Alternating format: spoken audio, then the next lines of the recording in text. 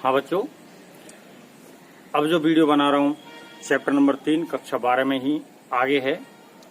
अभी तक मैंने आपको विद्युत विभव और विद्युत विभवांतर के बारे में बताया, ठीक है। इस वीडियो में हम देखते हैं विद्युत विभव का या विभवांतर का मूल मात्रक एवं विभव।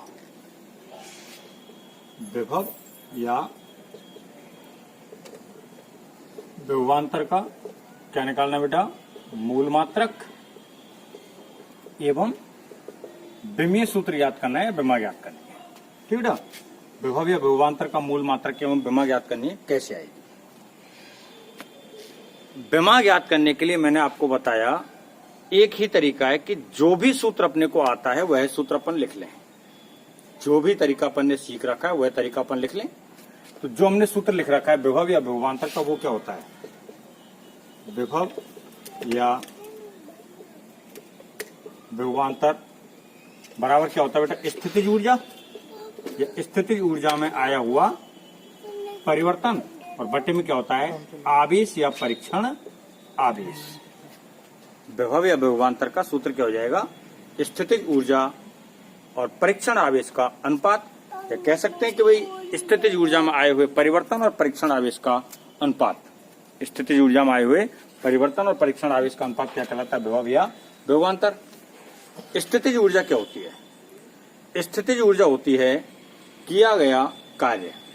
आज कक्षा 12 के चैप्टर नंबर 3 के पहले वाले वीडियो में मैंने बताया स्थितिज ऊर्जा किए गए कार्य के रूप में संचित रहती है, या किया गया कार्य स्थितिज ऊर्जा में परिवर्तन के बराबर होता है, ठीक बेटा। तो स्थितिज ऊर्जा का जो फॉर्मूला लिखें वो कार्य वाला हो जाएगा। और कार्य का फॉर्मूला क्या होता है बेटा? अपने पास कार्य का जो पढ़ के आए वो क्या होता है? बल गुणा में विस्थापन, ठीक है। आवेश हमने विद्युत धारा का सूत्र पढ़ रखा है, बराबर क्या होता है? Q बटे T। तो आवेश यहां से Q बराबर क्या हो जाएगा? IT। I का मतलब क्या हो गया? विद्युत धारा, और T का मतलब क्या हो गया? समय। तो बल गुणा विस्थापन तो स्थितिज ऊर्जा को लिख दिया, और आवेश को क्या लिख दिया हमने? धारा इंटू में समय। आवेश को क्या लिख दिया बेटा? धारा गुणा समय, ठीक है। अब वापस से मूल राशि देखो, धारा मूल राशि हो गई, समय मूल राशि हो गई, विस्थापन मूल राशि हो गई, लेकिन बल मूल राशि नहीं रही। तो बल को पुनः तोड़ दो। कक्षा 11वीं 9वीं 10वीं से पढ़ के आए। F बराबर क्या होता है? MA। M क्या होता है? द्रव्यमान, और A क्या होता है? त्वरण। तो बल को क्या तोड़ देंगे अपन? द्रव्यमान गुणा त्वरण गुणा, ये तो मैंने बल की जगह पे लिखा है क्या? द्रव्यमान गुणा त्वरण। और विस्थापन की जगह पे क्या हो जाएगा? वापस से विस्थापन बटे धारा के स्थान पर धारा, और इनटू में समय के स्थान पर क्या हो गया? समय, ठीक है। तो अब यहां पर प्रत्येक भौतिक राशि जो लिखी गई है वह मूल मात्रकों के रूप में लिख सकते हैं हम। तो डायरेक्ट ही मैं लिख रहा हूं। यहां पर क्या लिख रहा हूं बेटा? विभव या विभवांतर का मूल मात्रक। तो विभव या विभवांतर का मूल मात्रक क्या आएगा? सभी के लिखते हैं बेटा। द्रव्यमान का मूल मात्रक क्या होता है? किलोग्राम। त्वरण का मूल मात्रक क्या होता है? मीटर प्रति सेकंड स्क्वायर। विस्थापन का मूल मात्रक क्या है? मीटर। बटे धारा का मूल मात्रक क्या है? एम्पियर। और समय का मूल मात्रक क्या है? सेकंड। तो देखो कितने मूल मात्रक बन जाएंगे। किलोग्राम की जगह पर तो एक ही आ रहा है, तो मूल मात्रक क्या हो गया अपने पास? किलोग्राम तो एक हो गया, इंटू मीटर। इंटू में मीटर क्या हो गया? मीटर का स्क्वायर। तो इंटू में क्या आ गया अपने पास? मीटर स्क्वायर प्रति। एम्पियर एक है, और सेकंड की घात कितनी हो जाएगी? 3। तो क्या हो गया? एम्पियर सेकंड की घात 3। तो यह तो विभव एवं विभवांतर का कौन सा मात्रक हो जाता है? मूल मात्रक। अब हमें मूल मात्रक के साथ साथ क्या निकालना है? विमीय सूत्र। क्या निकालना है बेटा? विमीय सूत्र। तो विमीय सूत्र लिखें। विभव या विभवांतर का विमीय सूत्र लिखना है। क्या करना है बेटा? विमीय सूत्र।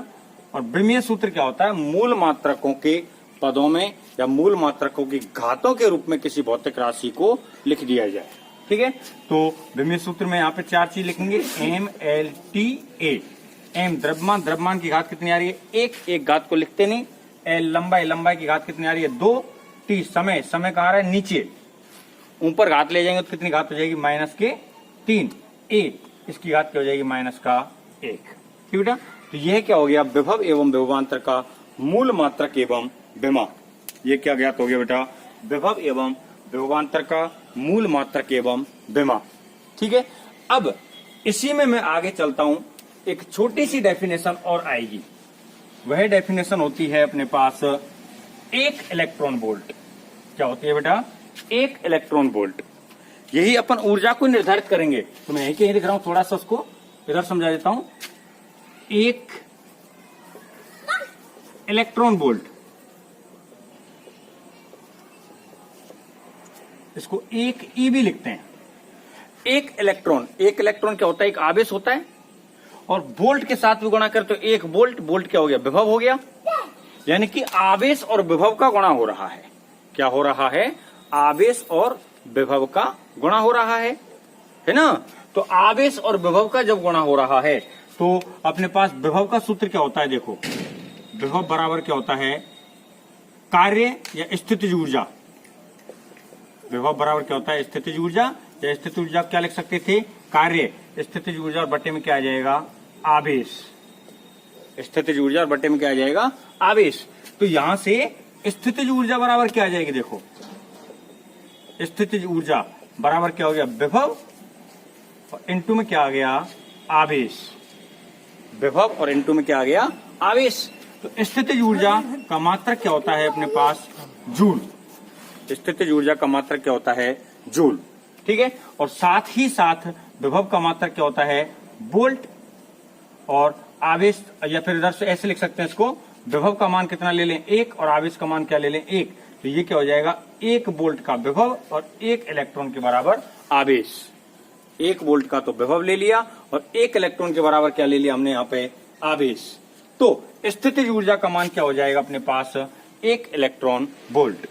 तो स्थितिज ऊर्जा U बराबर क्या होगा, एक इलेक्ट्रॉन वोल्ट।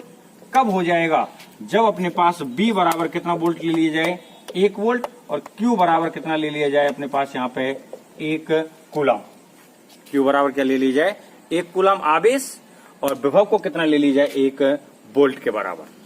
तो स्थितिज ऊर्जा का सूत्र या डेफिनेशन कैसे लिख सकते हैं, ठीक है। तो जब एक इलेक्ट्रॉन को, क्या डेफिनेशन लिख सकते हैं, जब कितने कूलम, क्या बोल रहा हूं यार, Q का मान कितना ले लिया अपन ने, एक कूलम नहीं है, एक इलेक्ट्रॉन के बराबर है। Q का मान एक कूलम के बराबर नहीं है, कितने के बराबर है, एक इलेक्ट्रॉन के बराबर है। तो डेफिनेशन क्या लिख सकते हैं, जब एक इलेक्ट्रॉन को, कितने इलेक्ट्रॉन को, एक इलेक्ट्रॉन को कितने वोल्ट का, एक वोल्ट का विभव दे दिया जाए। ठीक है, कितने कूलम आवेश है, एक इलेक्ट्रॉन के बराबर है। जो आवेश है उसका मान कितने के बराबर है, एक इलेक्ट्रॉन के बराबर, और विभव क्या हो गया अपने पास, एक वोल्ट के बराबर, है ना। तो जब एक इलेक्ट्रॉन को, कितने इलेक्ट्रॉन को, एक इलेक्ट्रॉन को एक वोल्ट का विभव दे दिया जाए, कितने वोल्ट का विभव दे दिया जाए, एक वोल्ट का विभव दे दिया जाए, तो प्राप्त मान कितना होता है अपने पास, एक इलेक्ट्रॉन वोल्ट। अब ध्यान से देखो, जो Q का मान आ रहा है, एक इलेक्ट्रॉन, इसका मान क्या होता है, 1.6 गुणा 10 की घात माइनस के 19 कूलम। क्या होता है, 1.6 गुणा 10 की घात माइनस के 19 कूलम। ठीक है, तो अपने पास यहां से मान निकाल सकते हैं U का। तो U का मान एक इलेक्ट्रॉन वोल्ट हो जाएगा। ठीक है, एक इलेक्ट्रॉन वोल्ट के रूप में B का मान रख दो, Q का मान रख दो, तो किसका मान आ जाएगा, एक इलेक्ट्रॉन वोल्ट का मान आएगा। अब बेटा यही कि मैं कह रहा हूं जी, इलेक्ट्रॉन वोल्ट है ना, पहले डेफिनेशन क्लियर हो गई। एक इलेक्ट्रॉन को एक वोल्ट का विभव देने से प्राप्त ऊर्जा का मान एक इलेक्ट्रॉन वोल्ट होता है ना। एक इलेक्ट्रॉन को एक वोल्ट का विभव देने से प्राप्त ऊर्जा कितनी होती है, एक इलेक्ट्रॉन वोल्ट। समझ में आ गई बात। अब जो मैं यहाँ पॉइंट पर दूसरे पे कह के चल रहा हूं, वो दूसरा पॉइंट कौन सा अपने पास, थोड़ा सा बनेगा, आगे ज्यादा दिमाग मत लगाओ, कि जो इलेक्ट्रॉन वोल्ट है ये छोटा मात्रक नहीं है, ये अपने आप में बहुत बड़ा मात्रक है। इलेक्ट्रॉन वोल्ट छोटा मात्रक नहीं है, ये अपने आप में कैसा मात्रक है, बड़ा मात्रक। इसको हटाऊं क्या, ये बड़ा मात्रक है, जिससे अन्य छोटे मात्रकों में भी लिख सकते हैं, अन्य मात्रकों में भी लिख सकते हैं जो इलेक्ट्रॉन वोल्ट है। इसको एक मिली इलेक्ट्रॉन वोल्ट कह सकते हैं, एक माइक्रो इलेक्ट्रॉन वोल्ट कह सकते हैं, एक नैनो इलेक्ट्रॉन वोल्ट कह सकते हैं, एक पिको इलेक्ट्रॉन वोल्ट कह सकते हैं। ठीक है, साथ ही साथ अगर इसको और बड़ा बनाना चाहें इलेक्ट्रॉन वोल्ट का जो मात्रक है इसको अन्य मात्रकों में लिख सकते हैं, nano electron volt, pico electron volt, micro electron volt, milli electron volt. और भी रूप में लिखना चाहें तो हम इसको लिख सकते हैं 1 kilo electron volt, 1 mega electron volt, 1 giga electron volt और 1 टेरा इलेक्ट्रॉन वोल्ट। ठीक बेटा, इनके मान जो रहेंगे, इसका मिली का मतलब होता है 10 की घात माइनस के 3, तो इसका मान हो गया 10 की घात माइनस के 3 इलेक्ट्रॉन वोल्ट। माइक्रो का मतलब होता है 10 की घात माइनस के 6, तो ये हो गया 10 की घात माइनस के 6 इलेक्ट्रॉन वोल्ट। नैनो का मतलब होता है 10 की घात माइनस के 9 इलेक्ट्रॉन वोल्ट। पिको का मतलब होता है 10 की घात माइनस के 12 इलेक्ट्रॉन वोल्ट। अब ये जो घातें थी, ये घातें तो किस में चली अपने पास से, माइनस में, ऋणात्मक रूप में। और अब मैं जिन घातों की बात कर रहा हूं वो कौन से रूप में चलेंगी, धनात्मक रूप में। तो ये क्या हो गया 10 की घात 3 प्लस वाले इलेक्ट्रॉन वोल्ट, 10 की घात 6 इलेक्ट्रॉन वोल्ट। यानी कि जो किलो होता है, किलो का मीनिंग क्या मानते हैं, 10 की घात 3 इलेक्ट्रॉन वोल्ट, 10 की घात 3 मानेंगे, है ना। मेगा को कितना कहते हैं, 10 की घात 6। गीगा को बोलते हैं 10 की घात 9 और टेरा को बोलते हैं 10 की घात 12। ठीक बेटा, तो इस प्रकार से इलेक्ट्रॉन वोल्ट और विद्युत विभव का मूल मात्रक एवं विमा हमारे सामने आई। ठीक है, तो विद्युत विभव का मूल मात्रक एवं विमा अपन ने निकाली, उसके बाद एक इलेक्ट्रॉन वोल्ट पाया। तो इलेक्ट्रॉन वोल्ट की डेफिनेशन क्या हो जाएगी, विभव के मान से निकलेगी। विभव बराबर क्या है, स्थितिज ऊर्जा बटे आवेश, है ना। तो स्थितिज ऊर्जा बराबर क्या हो गया, विभव गुणा आवेश। विभव को कितना वोल्ट ले लेते हैं, 1 वोल्ट, और आवेश का मान कितने के बराबर ले लेते हैं, 1 इलेक्ट्रॉन के आवेश के बराबर। तो इलेक्ट्रॉन वोल्ट क्या हो गया अपने पास, क्या लिख सकते हैं, जब 1 इलेक्ट्रॉन को 1 वोल्ट का विभव दे दिया जाए, कितने इलेक्ट्रॉन को बेटा, 1 इलेक्ट्रॉन को 1 वोल्ट का विभव दे दिया जाए, तो प्राप्त ऊर्जा का मान कितना होता है, 1 इलेक्ट्रॉन वोल्ट होता है। प्राप्त ऊर्जा का मान कितना रहेगा, 1 इलेक्ट्रॉन वोल्ट। ठीक बेटा, तो इस वीडियो में यहां तक हो गया। अब यहां से आगे जब हम अगले वीडियो को मैं कल आपके डालने वाला हूं, तो वहां से अपने पास एक डेरिवेशनल पार्ट स्टार्ट हो जाएगा।